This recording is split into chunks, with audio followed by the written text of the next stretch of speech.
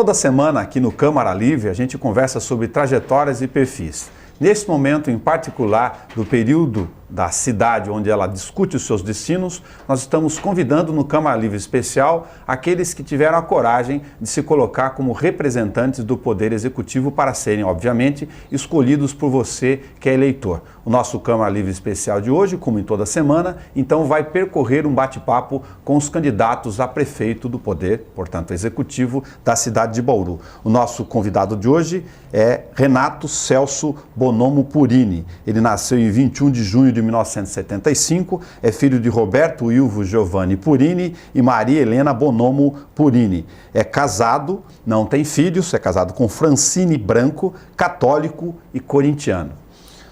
Renato, a primeira pergunta talvez seja a mais fácil de ser formulada e talvez a mais complexa de ser respondida nesse momento especial da vida pública, administrativa e política da cidade. Por que você pode e merece ser o candidato a prefeito do eleitor que vai escolher entre 6 postulantes? Veja, Nelson, sua vida é feita de desafios, né? E como você bem disse, os pré-candidatos hoje a Bauru a prefeito tiveram a coragem de colocar o seu nome para que o eleitor possa analisar. E eu, durante esses anos todos de vida pública, eu tenho aí, se somarmos todos os anos de vida pública meu de mandato, presidência de Indurb, Secretaria de Desenvolvimento, são lá 16 para 17 anos de vida pública. E nos últimos 12 meses, inclusive, pude ocupar a Secretaria de Desenvolvimento e ter uma visão um pouco mais pormenorizada do Executivo. E é devido a isso, a essa experiência toda, essa bagagem que nós conseguimos adquirir durante esses anos todos, e especialmente por essa vivência que tive nos últimos 12 meses dentro do Executivo, especialmente, é que reforçou essa chama da vontade de poder contribuir ainda mais com a cidade. Eu dizia na nossa convenção de que, acima de números, o homem público tem que gostar de pessoas e tem que trabalhar e lutar com a alma, né, com a vontade, com o seu interior. O objetivo do homem público é cuidar de pessoas, cuidar de gente. E é isso que me movimenta, isso é que me move. Poder fazer pelas pessoas. Talvez o nosso grande vício o vício do homem público, na essência, é fazer o bem e poder mudar a vida das pessoas de alguma forma. Eu acredito que, através do Executivo, sendo o prefeito de Bauru, tendo as condições necessárias para que a gente possa transformar a vida das pessoas, e eu me coloco como alguém preparado para isso, porque durante esses anos todos vim me preparando. Então, é um grande sonho, um grande desafio, mas especialmente me senti extremamente preparado para poder encarar o desafio de governar a cidade pelos próximos 4 anos. Não será fácil. Governar uma cidade como Bauru não é fácil, no momento não tão fácil, não tão bom da economia, ainda mais difícil, mas eu, como um otimista, sempre fui um grande otimista de Bauru, eu tenho plena convicção de que, com a experiência que nós adquirimos durante esses anos todos, com a coalizão que temos dentro dessa disputa, com os nomes que nós temos ao nosso lado, e especialmente com o prefeito Rodrigo também apoiando a nossa candidatura, nós vamos poder fazer com que as pessoas entendam que o nosso futuro governo, se aquilo que eles entenderem melhor seja o nosso nome, o próximo prefeito, é um governo que vai continuar transformando a vida das pessoas com aquilo que já foi feito e com o que nós podemos fazer de novo. Nós conversamos aqui pelos canais 60.3 HF Digital, 10 da NET e também em rede compartilhada pela 93,9 FM Câmara Bauru. Você fez administração e tem experiência em política. Onde o político precisa olhar para o gestor e onde o gestor precisa dizer para o político não é assim? Quando se diz que o gestor precisa ser apenas e tão somente um gestor na área pública, eu discordo. Veja, eu costumo dizer que todo vereador precisaria fazer um estágio dentro da prefeitura, até porque a recíproca também é verdadeira. Nós precisamos encontrar um equilíbrio entre o técnico e o político, porque você administrar coisa pública é muito diferente de administrar uma empresa privada. Eu sou empresário, eu tenho uma empresa e administro ela de uma forma completamente diferente do que é hoje fazer gestão da coisa pública. Você tem os servidores que têm um regime próprio, você lida com o dinheiro público que não é nosso, é de todos, enfim. E o grande desafio da política é conseguir encontrar o equilíbrio entre o público e o técnico. Talvez o prefeito deva ser um agente político. Ele será um agente, claro. Ele é eleito pela população como um agente político. E ele precisa se cercar de bons técnicos. Na verdade, este híbrido é que faz com que as coisas aconteçam com sucesso. Por exemplo, No governo do prefeito, o prefeito é um agente político, o prefeito Rodrigo. Mas ele tem no seu secretariado, grande parte do seu secretariado, de funcionários de carreira, de funcionários que conhecem a área pública, que são técnicos nas áreas em que atuam. A secretária de Educação, um exemplo, o secretário de Finanças é outro exemplo, a secretária do Bem-Estar Social, que é a nossa pré-candidata a vice-prefeita, Darlene Têndolo, também é da área social, é funcionário de carreira, ou seja, o prefeito conseguiu de alguma forma um híbrido entre colocar políticos experientes, ao mesmo tempo assessorado por bons técnicos. Eu acho que encontrar esse equilíbrio é o desafio que nós temos para um próximo governo para poder fazer com que as coisas aconteçam. De outro lado, você bem sabe que entre as críticas que são naturais do ponto de vista de gestão da prefeitura, o prefeito, segundo os críticos, não soube ajustar essa relação entre os partidos. Você tem PMDB, PDT, Solidariedade, PHS, PSL, PRP e PRTB na composição dos seus eleitorados. Então, qual é a chave ou qual seria a receita sua para poder ajustar a relação entre o político depois, numa eventual eleição, com essa definição das escolhas dessas áreas todas? Veja, Nelson, nós precisamos buscar os melhores nomes onde eles estiverem, não é? Nós nos colocamos à disposição, colocamos o nosso nome, temos adversários no processo, não temos inimigos, mas é em cima de um desafio e de um sonho de poder governar uma cidade do qual eu vivo, do qual eu nasci, do qual a minha família vive, meus filhos vão viver, enfim. Esse é o grande prazer e a grande força que nos move. Os partidos que estão conosco hoje, naturalmente, numa vitória, irão governar conosco. É natural que isso aconteça, ninguém governa sozinho.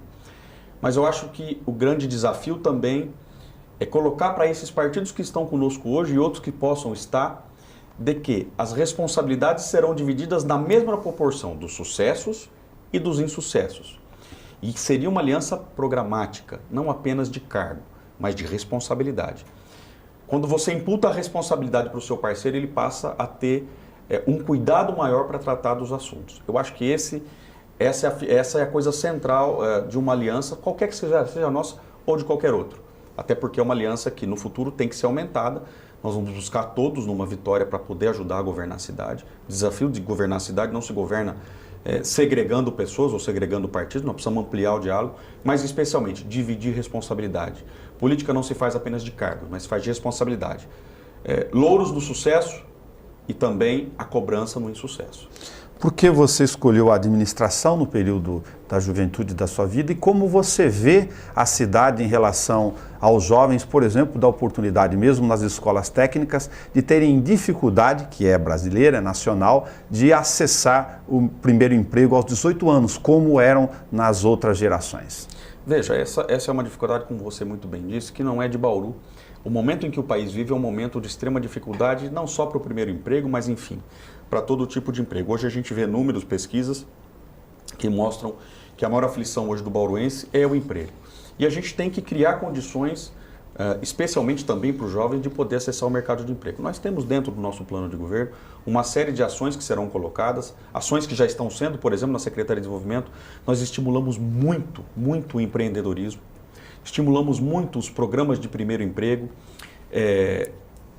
o time do emprego, que é um programa do governo do estado também, que é feito pela nossa secretaria, ou seja, preparar os jovens para acessar o mercado de emprego, desde preparar um currículo até participar de uma entrevista de emprego, encaminhar para setores ou para empresas ou para órgãos que têm condição de encaminhar esses jovens, mas prepará-los antes disso. Incentivamos muito o microempreendedorismo individual, os MEIs. Para você ter uma ideia, hoje nós temos 40 mil MEIs em Bauru. Formalizados são 16, 17 mil e nós atendemos 1.200 por mês na secretaria. Ou seja, precisamos investir muito nesse pessoal também, que é um universo de pessoas. Se você multiplicar 40 mil empreendedores individuais por 3 ou 4, nós temos aí mais de 1/3 da cidade no mercado informal. Isso gera muita renda. Então nós precisamos incrementar e trazer essas pessoas para perto, prepará-las para o mercado. Ao mesmo tempo, investir, e é um programa que nós temos, é um projeto que já começou também, que nós estamos investindo muito em um novo distrito, um novo modelo de distrito industrial para a cidade, e que esse distrito vai, num futuro próximo, não só gerar emprego e gerar renda para o trabalhador da cidade, mas também para o capital intelectual que nós produzimos nas universidades. Infelizmente, a gente produz muitas boas cabeças nas universidades e acabamos perdendo para outras cidades porque eles não têm oportunidades aqui. Só para finalizar, Nelson, claro. Nós criamos uma incubadora tecnológica que vai ser a estação digital, que vai ser no prédio da estação. O segundo andar vai ser lá a nossa incubadora, junto com a Unesp, que é o embrião para depois esse distrito, para o nosso parque tecnológico dentro desse distrito. Que é para chamar o jovem, aproveitar essas cabeças pensantes que nós produzimos, e são muitas, e tem muita gente boa aqui, para depois poder aproveitá-las, para que elas fiquem aqui produzindo tecnologia, produzindo coisas boas na nossa cidade, não vão embora daqui. Né? Apesar da inclusão e da realização do microempreendedor individual, de 40 mil cadastrados até esse momento, no centro aqui do nosso lado, nós temos mais de algumas centenas, milhares talvez em escala, de trabalhadores informais, por exemplo, que a exemplo da crise tem a sua dificuldade maior exacerbada nesse momento da dificuldade de vender, comprar. E isso cria uma distorção em relação ao trabalho formal que está instalado na mesma região. Por que ou qual é a saída para os trabalhadores informais que não são microempreendedores, os mototaxistas que não estão cadastrados também, estamos falando de relação de emprego e trabalho de serviços aqui, nesse fluxo do centro da cidade que está deteriorado? Regulamentar, Nelson. Eu acho que no momento em que a gente coloca regras claras e as pessoas sigam as regras, a partir desse momento a gente tem talvez uma pacificação dos espaços. Então nós precisamos avançar numa regulamentação. Já existe uma regulamentação sendo feita pela prefeitura, não está pronta ainda. Há um grupo, um conselho formado para discutir, especialmente a questão dos ambulantes, porque você tem o microempreendedor individual, que são aqueles que estão formalizados. Muitos desses ambulantes também estão formalizados, mas a prefeitura precisa criar uma regra mais clara para eles ocuparem esses espaços. Até porque, para ser justo com aquele que paga o aluguel, aquele que paga os seus impostos. Há condições de fazer isso, há formas de fazer isso, sem prejudicar o trabalho dessas pessoas que hoje estão no centro, mas já não é mais no centro. Nós temos um centro expandido, temos praças, bairros, onde esses ambulantes hoje atuam. É possível regulamentar, é possível fazer com que eles trabalhem de forma digna, que eles possam sustentar suas famílias e dentro da lei. E vou dizer a você, Nelson, a grande maioria destes ambulantes que ocupam não só a área central, mas outras áreas, querem a regulamentação. Nós precisamos avançar nisso e terminar algo que já foi começado nesse governo. Com um governo atual de 8 anos, que agregou uma série de partidos políticos, de um lado é natural que você tenha algumas dessas legendas organizadas no processo eleitoral em outras candidaturas. Porém, isso cria um hibridismo do ponto de vista da tentativa do eleitor de identificar quem são, porque afinal foram parceiros até hoje. O que você diz para o eleitor em relação ao governo ter pés em diferentes canoas do ponto de vista da divisão política dele?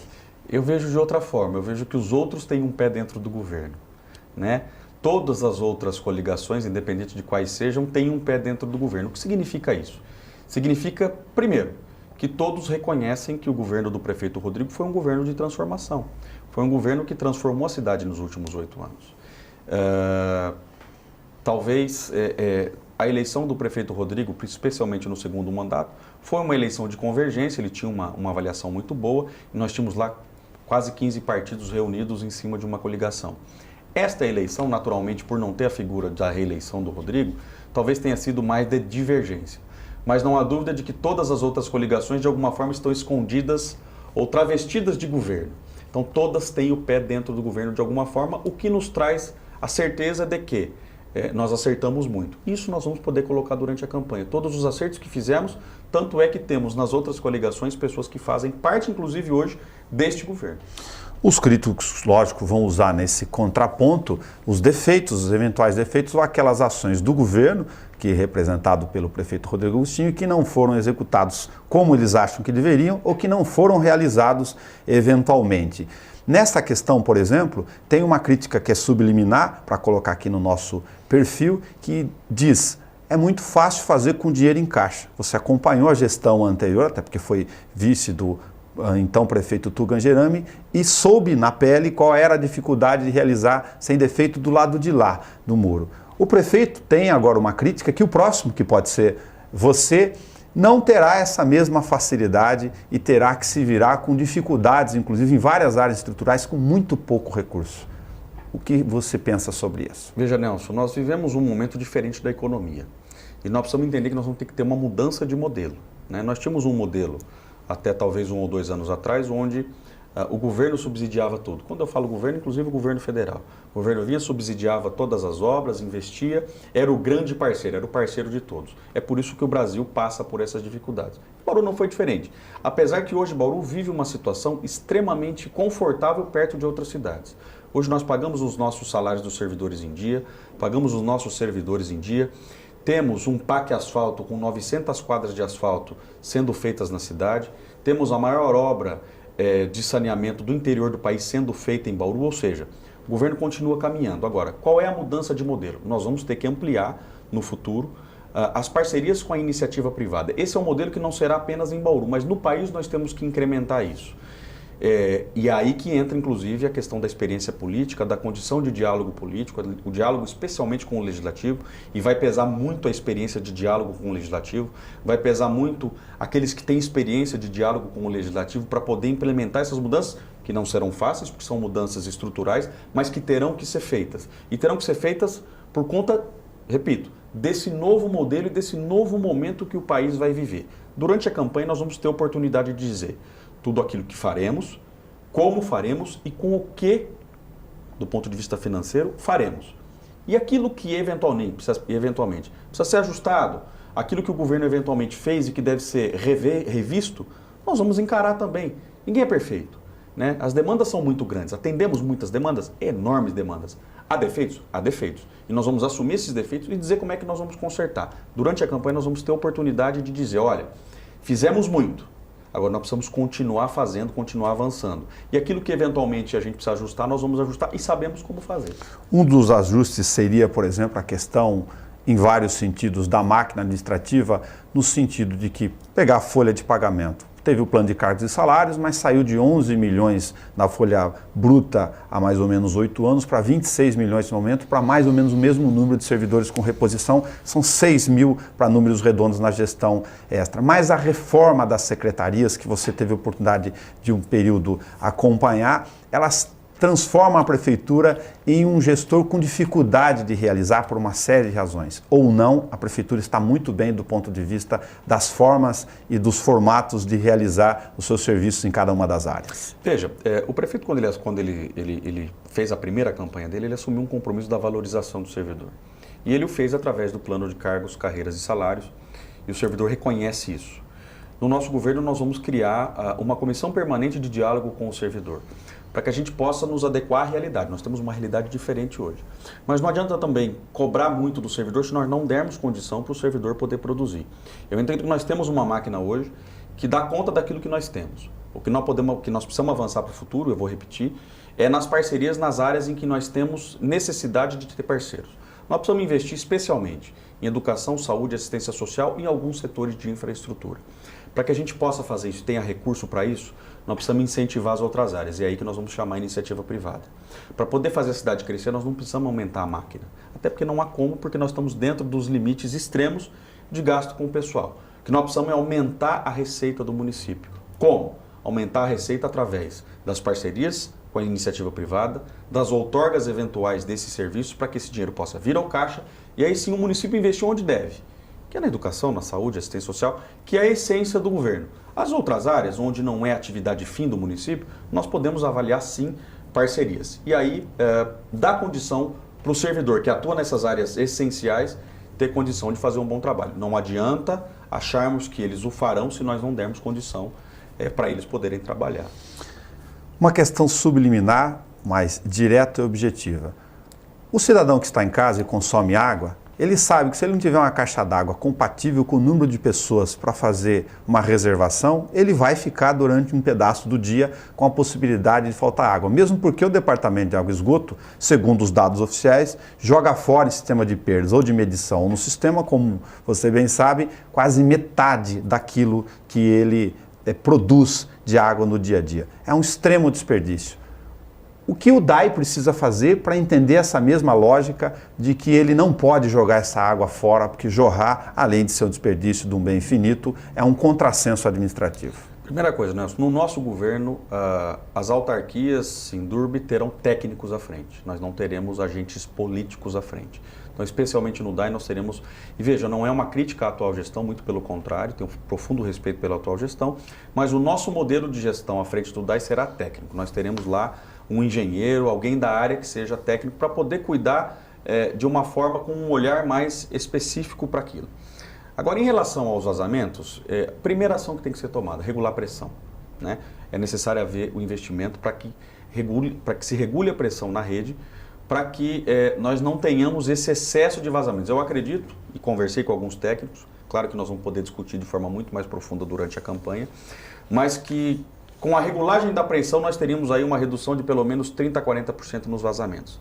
Só com isso, nós já conseguimos melhorar em muito o fornecimento de água e a reservação de água. E a partir daí avançar, talvez, na reforma de algumas redes, principalmente aquelas redes mais antigas nas áreas centrais. Então, eu acho que algumas coisas importantes no DAI a serem feitas logo de cara. Regulagem de pressão, porque a regulagem de pressão ela não resolve só o problema do desperdício de água, mas ela resolve o problema também dos vazamentos e dos reparos que o DAI faz. Porque hoje, por conta da pressão descontrolada e dos vazamentos, hoje você tem um número excessivo de reparos que o DAI tem que fazer e não faz de forma correta porque não consegue atender a demanda de vazamentos. Ao mesmo tempo, quando o vazamento surge e vai lá a Secretaria de Obras tampar, ela não tem como fazer um trabalho bem feito porque ela tampa, mas o vazamento continua por conta da pressão. Essencial, regular a pressão. A partir do momento que nós regularmos a pressão, aí sim nós podemos avançar para um plano mais específico de reforma de rede e de melhorar a reservação. Você citou entre os livros que você gosta, aqueles que ficam demarcados, O Príncipe de Maquiavel. Ele é considerado um clássico do ponto de vista, inclusive, não do só literário, mas das relações políticas. Vou aproveitar ele para o nosso perfil para comentar as relações das porosidades que são inerentes, às vezes, aos momentos políticos. Quem acompanha o Legislativo, e o poder público está nesse momento olhando os postulantes corajosos, como disse no início, para a escolha dos candidatos executivos, tem dificuldade de entender relações políticas. Por exemplo, o vereador, na função de parlamentar, Renato Celso Bonon Purini, foi articulador de uma tentativa de investigação de um processo interno da prefeitura. A função do vereador é fiscalizar, sem nenhum juízo de valor. Como o eleitor vai entender essa atuação, por exemplo, em relação ao prefeito, que teoricamente para ele é parceiro? Transparência. Veja, eu não fui o articulador, mas naquele momento me coloquei a favor porque tinha dúvidas em relação ao processo. E disse publicamente na tribuna, não tinha dúvidas em relação ao prefeito, tinha dúvidas em relação a pessoas que poderiam estar atuando de forma divergente àquela que o poder público exige.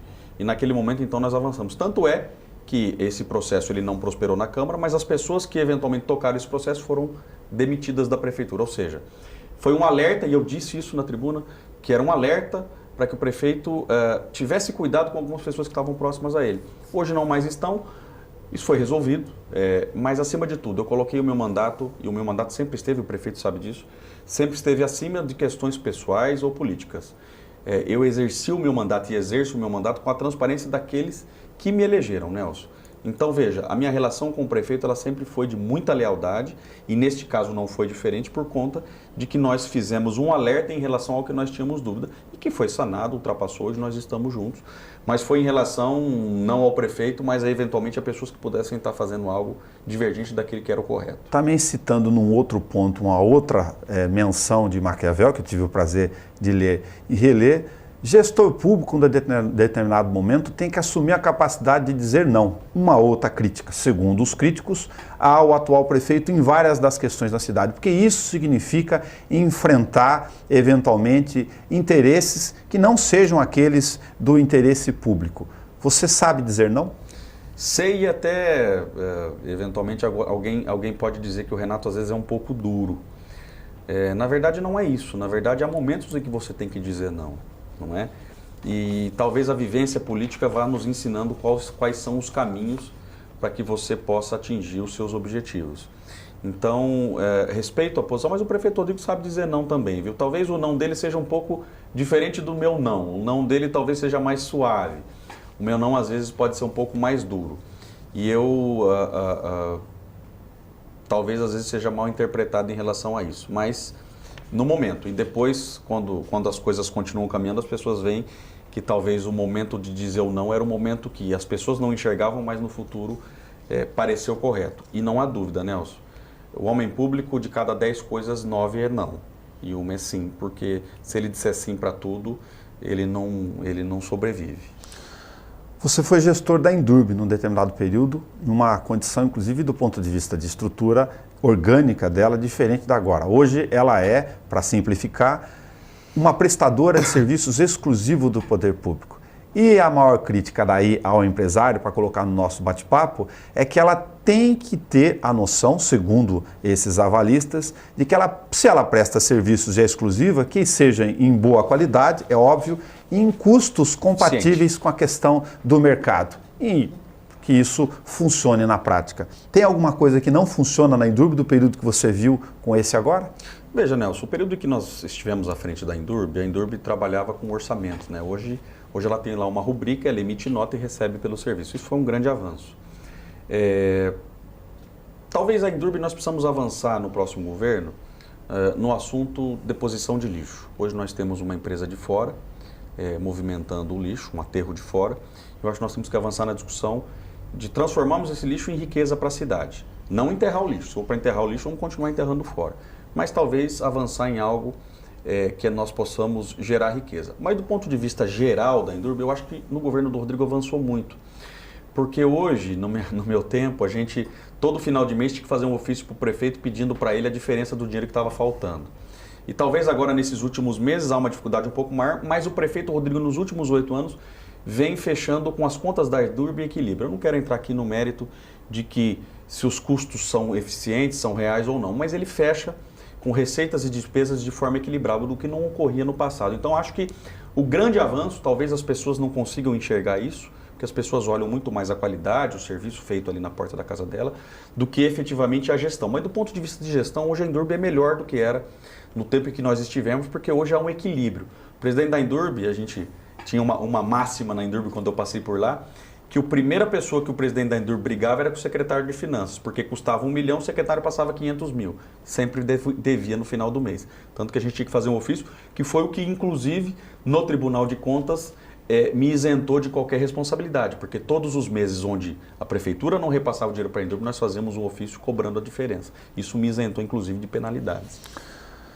A prefeitura tem uma pequeníssima capacidade de investimento por uma série de razões. Tem, como você mencionou, a questão do limite de gasto fiscal regido pela lei, já também no seu patamar de limite, e todas as áreas absorvidas com a dificuldade de reposição de serviços e de mão de obras ou de fazer investimento. E o eleitor é muito imediatista. E na eleição, no dia a dia, a lista será gigantesca colocada para cada um dos 6 corajosos postulantes ao Poder Executivo. A gente já falou da capacidade de dizer não. Como equilibrar o tamanho da lista num processo de sinceridade curto nessa campanha de 60 dias no máximo, com essa enorme dificuldade real de dizer para o eleitor, olha, essas questões não vão sair a curto prazo. Tem que falar a verdade, né? Acima de tudo, o eleitor hoje não é bobo mais. O eleitor hoje presta atenção nos seus pré-candidatos, vive o dia a dia e sabe aquilo que é possível e aquilo que não é. Mas especialmente, Nelson, todos nós pré-candidatos vamos ter que, durante o processo eleitoral, dizer quais são as demandas, o que deve ser feito e como deve ser feito. E esse como é a questão financeira. Então, com absoluta certeza, durante a campanha, nós vamos elencar as nossas prioridades e dizer como faremos. Seja com recursos próprios, seja com as parcerias, seja com parcerias tanto com o governo do estado como o governo federal, que hoje é PMDB. Eu não tenho dúvida nenhuma de que nós teremos um olhar muito especial por parte do governo federal, do governo Temer a Bauru, até porque o governo Temer, o presidente Michel Temer, tem uma relação muito estreita com a cidade, com a nossa região, sempre é muito bem votado aqui, tem uma relação familiar, inclusive, foi companheiro do meu pai lá nos anos 80, os anos 90, ou seja, nós vamos ter que buscar as parcerias para poder executar aquilo demais para as pessoas e mostrar que dentro do nosso orçamento é possível fazer. Agora, se nós não tivermos parcerias, Nelson, não será em 4 anos que nós vamos atender as principais demandas da cidade. Mas há como fazer e nós vamos mostrar o caminho durante a campanha. Renato Celso Bonomo Purini, obrigado por nos apresentar e se apresentar aqui no Câmara Livre Especial Eleições. Nesse início de temporada, boa sorte na sua postulância ou na forma de postular as suas ideias para a eleição municipal desse ano. A gente está na Rádio Câmara 93,9 FM, nos canais 10 da NET e 60.3 UHF Digital nesse espaço. Eu que agradeço a oportunidade, Nelson. Tenho certeza de que Esse espaço é extremamente importante para que a gente possa mostrar um pouco daquilo que a gente pensa. E daqui para frente agora, especialmente no momento em que nós começarmos a campanha, nós vamos poder nos aprofundar mais nos temas que nós citamos aqui e mostrar para as pessoas o que a gente pensa e como é que a gente pode fazer para continuar transformando a vida delas. Acompanhe nesses mesmos horários e também no 93,9 FM, no Conexão Bauru, por exemplo, às segundas-feiras das 7h30 às 8h, ao meio-dia em rede compartilhada, a TV e a Rádio Câmara com esse programa na íntegra, e nos nossos espaços das quintas-feiras às 19 horas, às terças-feiras e com as reprises no sábado e domingo com Câmara Livre Especial Eleições 2016. Até o nosso próximo encontro.